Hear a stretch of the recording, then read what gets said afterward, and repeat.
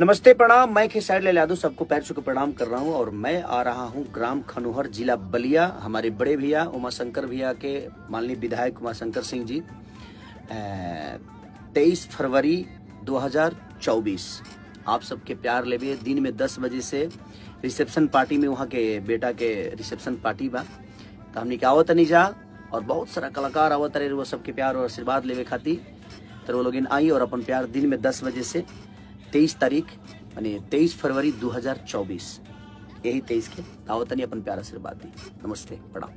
नमस्कार प्रणाम, मैं हूँ काजल राघवानी और मैं आ रही हूँ आप सबके बीच में विधायक उमाशंकर जी के बेटे के रिसेप्शन में सुबह 10 बजे ग्राम खनवर, जिला बलिया। 23 फरवरी को आप सब जरूर आए और अपना ढेर सारा प्यार और आशीर्वाद दें। प्रणाम। भोजपुरी में ताजा अपडेट पाने के लिए धमाल भोजपुरी को सब्सक्राइब करें।